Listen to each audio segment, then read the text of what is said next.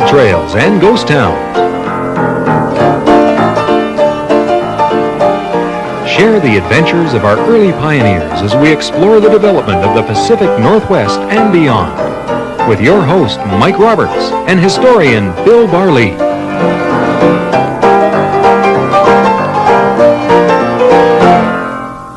Welcome to Gold Trails and Ghost Towns. Mike Roberts with Bill Barley, our storyteller about things in British Columbia, the Pacific Northwest. We've even ventured occasionally into Alberta and northwest of Washington State and up in the Yukon. But today, right sort of into the center of British Columbia. And you know, this place never really held anything for me, sort of a romance. But hearing you talk about it, this is a neat spot. Sure, I view it entirely differently. Where are we going?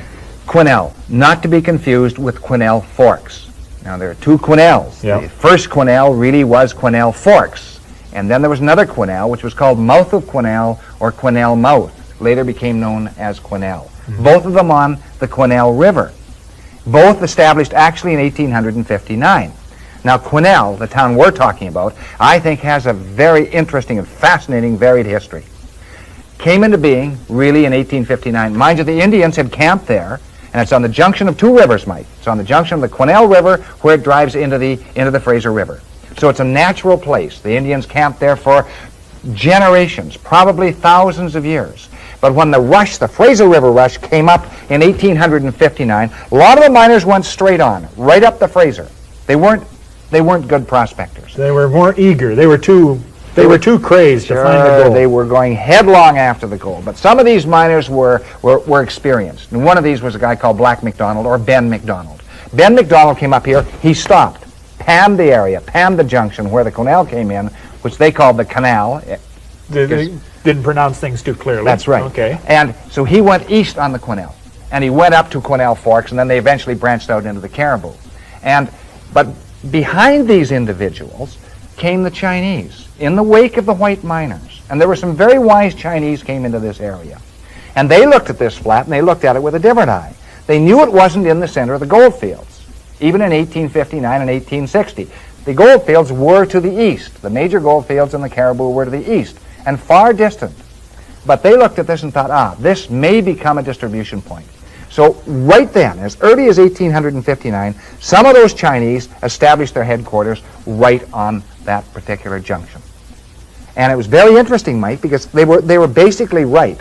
Now, what was happening in the interior is they were establishing towns like Quesnel Forks, and then Keithley, and then Antler, and as the rush went on, they went into Van Winkle, and they went into Stanley, and Barkerville, and Richfield, and all those towns, which were only temporary towns with one or two exceptions. Yeah. Where did the Chinese get this acumen? Now, this is a tremendous piece of wisdom. Build a distribution point and feed all of these things. Sure. Where did the acumen for this kind of thing come from? I don't know whether, I think it's probably one of two sources. First of all, many of them are Cantonese. Some were Hong Kong Chinese, but most were Cantonese. Cantonese have a history of being very shrewd businessmen. Now, whether it came from Quang Li, or whether it came from Wali or Yanwar, I don't know. But one of those probably came to that conclusion, and the other said, we agree. They probably got together on it, so they established this, and they began feeding the immediate Chinese miners right around. And these miners were on places like Rich Bar and Ferguson Bar and 9 Mile Bar and Cornish Bar, north and south and east and so on in various directions. But the center of that little tiny spider's web was the place they called Quesnel Mouth. All right. Take a break. You'll be back in a second and show how this place developed over a remarkable stretch of history right after these words. Don't go away.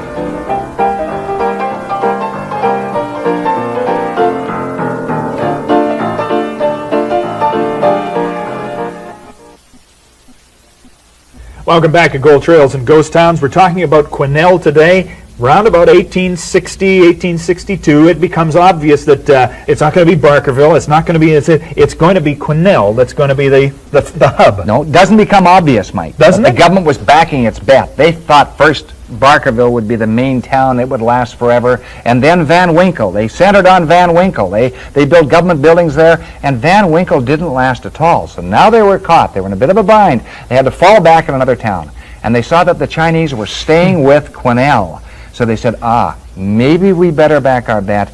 We better start plotting the towns. They laid out a town site in Quesnel in 1862, which hundreds and hundreds of acres. And they laid that town site out, and then by 1863, they held the first public auction of lots, and they sold for up to $400 a lot, which in that day was a lot of money. It was indeed. And by 1864, their view was, I think, generally considered accurate, because they had now about just over 100 Chinese settled permanently in Quesnel and just under 100 whites. And that's very interesting, Mike, because it's one of the few towns in British Columbia of any significance that had a 50-50 population. 50% whites and Indians, and 50% Chinese. Now, what fascinates me is the way, how do we know anything about the Chinese? Because, of course, to read the European history would be to say that the Europeans did it all. Where is the record of the Chinese contribution? Well, you have to go to a number of different records, Mike. First of all, there are some diaries extant from the day, and some letters, so you use those. You also use the newspapers of the day, which are sometimes quite accurate, sometimes not so accurate, and any other source that you can get hold of. But those are probably the two most commonly used sources, and generally they're fairly accurate. If you're extremely careful in your research, they're fairly accurate. And I found by studying the area of Quesnel itself, the Chinese were so right, because they assumed that there were going to be gold rushes not just confined to the Caribou district. So they knew there was gold to the east. They assumed there'd be gold to the north as well. And they were right. And what happened really in the 1860s is rather interesting, because by the mid-1860s, 1866, 67, the bulk of the Caribou gold rush towns were on the wane. And the gold, the easy gold, the shallow gold, that placer gold, you know, the shallow gold is got by these miners. Some of these miners were taking 100, 200 ounces a day each, which is really staggering, Mike, really quite staggering. But the shallow ground was gone in a few years. It doesn't take them long to clean it out. And so they were in a bit of a bind. But what happened? Again, this is a town that had 9 lives. It really did. Because then there was a discovery to the north, and this was the Omanika district, when a guy called Vital LaForce and a guy called Michael Burns drifted up north and discovered creeks like Vital Creek and Silver Creek and Manson Creek and Germanson River. Magnificent. Yeah, Omanika's a long way away from Quesnel. Only one funnel they could go through. They had to go, and this had to be the supply route, even though Omanika was so far away. Sure it did, because most people traveled by water. The Fraser was still the great highway. Yeah. Who was situated on the Fraser? Quesnel. There you are. Perfect. And not only that, they were lucky again, because when the Omanika began to decline, they then found new ground in the Cassiar district. So you had Thibert Creek and Dees Creek and McDame Creek and Defoe and all the rest. That was in the early 1870s. Again, a lot of the miners came through Quesnel. Now Quesnel starts to get a name for itself. Now they start coming up the river with stern wheelers. The Enterprise under the infamous or famous Captain Doan, who liked his liquor, and you can see that in all the records. What's the consequence of being a liquor-loving captain of a sternwheeler on the Fraser? Was it fraught with peril? Well, sure it was, because the sternwheelers were a very delicate craft. You had to know every sandbar on the Fraser and where to be extremely careful and where not to be careful. Actually, Captain Doan was pretty lucky, but there were captains who weren't lucky. And of course, you had to watch your steam pressure as well, because sometimes it'd blow the sternwheeler to blazes into the next century. And that did happen on the lower Fraser especially, and in other places in British Columbia. So the sternwheelers came in, and then the Caribou Road in the mid-1860s came into being, and we had the famous BX, the British Columbia Express. Sure, Bernard's famous express. One of the famous express lines in the West. Wells Fargo is the most well-known. I think the second most well-known is the BX, the British Columbia Express. It was actually bigger than Wells Fargo, wasn't it? Well, at one time it was. That was when Wells Fargo had declined because the Union Pacific Railroad had come in, Mike. So you must assume that the Wells Fargo days of stagecoaching really lasted from about 1852 to about 1863, just over a decade. So really the British Columbia Express became the classic stagecoach line of Western North America. And it freighted everything in there. Sure it did. And the banks moved in. Of course, once you see sternwheelers making regular stops, you've got to have your... And there were lots of banks. You had McDonald's Bank, which a lot of people didn't trust, and some did, some didn't. And of course the Bank of British Columbia, the first Bank of British Columbia. And here we see a shot of the first Bank of British Columbia, and it's a log building. And they treated the customers pretty well. Everybody who came in, all the men who came in, got a free plug tobacco, and the guys used the side of the building actually to put furs on, to dry them out, and the bank didn't like it, so that's why they piled up cordwood on this side. You see. Just to keep it from happening. That's right, keep it from happening. Today they give toasters, then they gave plugs of tobacco. Sure. And that's where the prospectors had to learn to trust, and so the Bank of BC was a place they could trust, and they brought their poke in. And oh, sure. Sure, they dealt in, and they even trusted the bills from the Bank of British Columbia. You know. Even the bills? Yeah, which is really unusual for the prospector, because they generally trusted, Mike, they trusted gold and silver. And but there were other businesses in there. There were white merchants came in, Reed came in, and of course 3 very famous Chinese merchants. And first was the great Quan Li, which we've discussed in Yale. He had an empire all through the interior. He was there. And then Yan War, who was a significant merchant. And then Wali. Now, Wali was a very, very fascinating individual. And the Wali family is continuing. It still has a store in Quesnel, but it's under the name of Keen. And these are the grandsons of Wali and the great-grandsons of Wali. And Wali established such an enviable reputation, it is almost unmatched in the annals of history of British Columbia. Because there were people who had heard of Wali and his honesty. They would come in with pokes full of gold. They wouldn't even weigh it. And they'd give it to Wali and say, look, I'm going out on a trip for 2.5 months. I want you to take this and keep it for me in safekeeping. Thousands and thousands of miners evidently did that to Wali. There was never one complaint about the honesty of Wali. And you know, there could have been shysters who would have said that, but not even a shyster tried to bilk this guy. Nobody dared. Nobody dared? No, because his reputation was so well established in Quesnel and all through the gold fields, nobody would question Wali. They would question the individual who questioned Wali.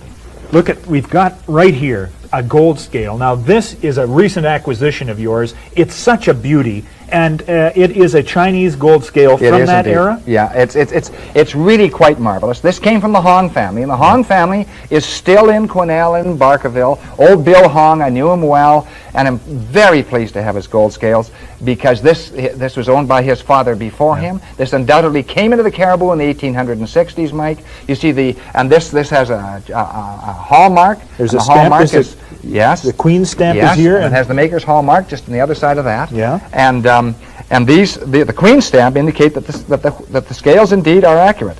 Now you're picking up a Chinese weight that weighs several pounds, and they would be weighing gold that weighed 4 and 5 pounds at a time, Mike. And they just put a little gold in here. And the pouring tray is marvelous. The Chinese had such an eye for beauty. I mean, they make a copper tray, so it kind of offsets too much brass. They wanted a copper tray. And this was used right from the 1860s, right into the 1940s, because there's a stamp down there, Mike, just ahead of you, a paper stamp that this has been checked by the Weights and Measurements Department of Ottawa, 1941 or 42. Right on so it was in business for 1940s, and of course Bill Hong, who just passed away some years ago, wrote So That's the Way It Was, a book, very, very fascinating book. He weighed literally hundreds and hundreds of pounds of his own gold on this scales. That is a wonderful treasure to find, and not only that, but to find the story behind this one. How many gold scales like this would there be poking around? This looks like a precision instrument, so there couldn't be that many. One in Vancouver. I have this one, plus I have the gold scales from Quesnel Forks, another smaller one, and a number of other very much smaller ones. There's one in San Francisco. I believe there's 1 or 2 in the Wells Fargo Museum. Probably 7 or 8 in all of North America, that's all. You got 3 of them. Yeah. Nice work. Now, well, it's very important historically. On the top here, this is is this mahjong? What kind of gambling game is this? This is mahjong, and this is the excuse me, Fanchong. mahjong. No, this is mahjong. You're right. This is mahjong, and these are the various sticks. And mahjong and this is the original mahjong. People have sets like this, but they have the Occidental or our numbering. The original Chinese sets do not have our numbering. So you'll see that this is an original set done in brass and rosewood. This is, I believe, rosewood. So it's really and the gamblers were in their off hours they would gather in the Chinese stores, and it was partly social and partly that they'd gamble with some of their earnings from the gold fields, and they did extremely well. Now you were mentioning Wali. Wali was sort of his own minter too, wasn't he? Because this is a token. And it actually has Wali's, it's been severely bent somewhere, but it's got Wali's name right on it, and it was worth $10 in trade. Wali believed in advertising. Yeah. There's another one of his advertising methods. He actually had his, that's 1890s, I think, Mike, Yeah. And so he took time out to advertise. And of course he did extremely well. And Wally really didn't have to advertise. Now, not all of the coinage that was used in British Columbia was minted by the British or minted by Canada. No. This is all Chinese silver. Yes, it is, but that's that comes from some of the port towns. But the Chinese felt that there were two good metals, silver and gold. Yeah. And silver, they usually went by weight. So this says 20 cents, so that would be worth about 20 cents. It's probably 80 or 90%. I don't know, and I should know, but I don't offhand. So this would be even given in trade to a European miner, and he would then be able to use this, or was this pretty well confined to the Chinese? This would be exchanged between the Chinese. This would be accepted by the Chinese. Probably not by the European miner, unless it was a Hong Kong coin. Yeah? Okay, because that was a British protectorate after. This is, you called it counterfeit, but it actually is a trade coin too. It's also counterfeit.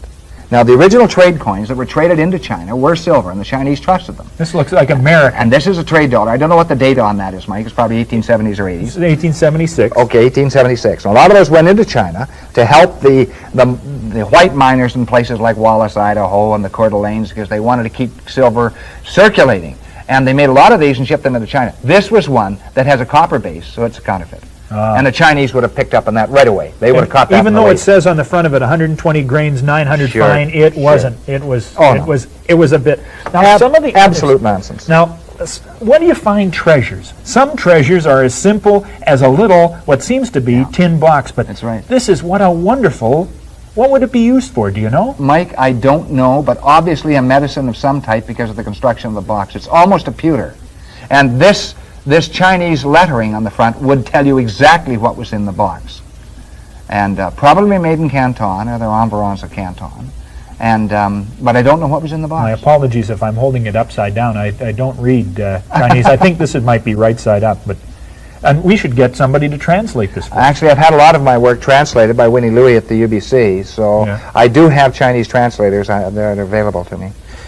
Finding these things tells us that there was an established culture here too. Culture. I mean, that Chinese brought that with them. Yeah. Well, not only that, Mike. Here's some.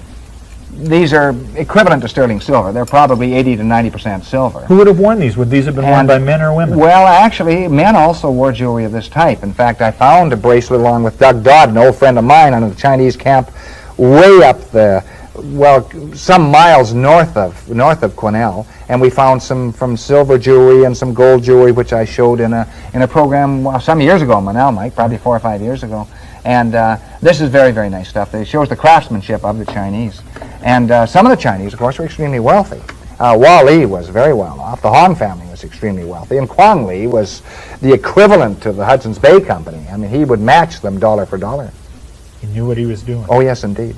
And as you said, Quesnel just kept growing. No matter where the gold went, whether it went to Cassiar or Omanika, it still represented the source of supply. Yeah, Omanika, first the gold fields around Barkerville started to decline, and the shallow gold, then the Omanika came into being, then the Cassiar. Then they were lucky again because they discovered the deep ground on Lightning Creek. And so Lightning Creek came back into the vogue as they drove shafts down, 60, 70, 80, 100 feet into the Vulcan and the Victoria and the Vancouver shafts, and a new rush began in that area. So they really were lucky, and by the time all those rushes were through, Quesnel was well established, Mike. The Chinatown was intact. The Front Street was really quite a sight, and the stern wheelers pulled up into Front Street, and we have a number of different photographs of Front Street right from the 1870s right into the 1920s. And a number of hotels. The Caribou Hotel was originally owned by the Hopwood family, and this was down in that area as well, and shows a hotel of the day. And so really it started to get on its feet, and the other towns slowly fell away. And I mentioned that there was virtually nothing left of Van Winkle. Van Winkle was gone. Keighley was virtually gone. With the exception of probably 50 or 60 Chinese, Quesnel Forks was virtually abandoned. Antler was mined out. Harvey Creek was gone. Richfield was essentially gone. Barkerville was still there in the 1880s and right into the 1890s. But by the late 1890s, there were only a handful, well, several dozens of people in Barkerville. Barkerville was not a big town by the late 1890s, although some locals say it was larger. But what saved Quesnel was this. In 1930s, a guy called Fred Wells came in and was working on Cow Mountain, and he established the Caribou Gold Quartz. And that was one of the great lode mines of British Columbia, and of course, then Island Mountain came into being, and another rush started, and of course they all poured through Quesnel again. So from prosaic beginnings comes a flourishing town. Take a break here, because when we come back, there is gold in them thar hills, according to Bill, and we'll tell you maybe where to look. Don't go away.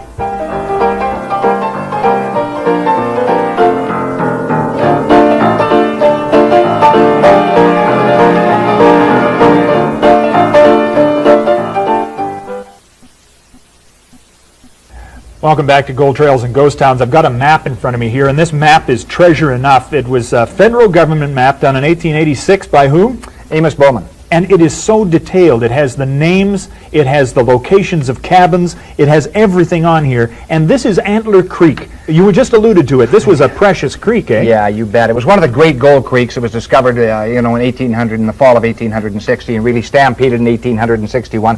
A lot of coarse gold came out of Antler Creek, Mike, but the interesting thing about Antler Creek, old Antler Town was destroyed because they went back and mined where the town stood, and they did all the shallow diggings. But in the later years, after those shallow diggings were done, miners began moving up into the branches of Antler Creek, and they began finding gold high up above the creek. 500, 600, 700, as much as 12, 13, 1,400 feet above the creek. And this notes it, Chinese diggings way up on the mountainside. Yeah, about 500 or 600 feet above the creek, on a creek. But what that indicates to me, if you look at other creeks such as Guyette Creek and so on, they discovered gold up there, Mike, that weighed 1.5 pounds. Some of the nuggets were 1.5 pounds.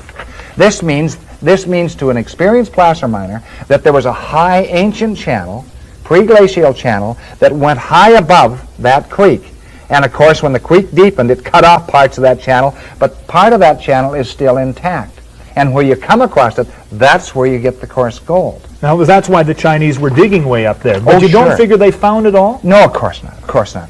This is what we call an interrupted channel, and that means parts of that channel are cut off. So you'll get some of that channel still intact in that high country, around Guyette Creek and around other creeks in that area, way off the main, way off Antler. And I think an experienced prospector, an experienced firm with a lot of knowledge of placer mining would be, well advised to take a hard look at the high ground in Antler Creek. Well, is there any water up there for you to do any plastering at this stage of the game? This is dry country. Yes, relatively, but you get a lot of spring freshets up there. And if the gold is good enough on the high ground, Mike, they'll get it down.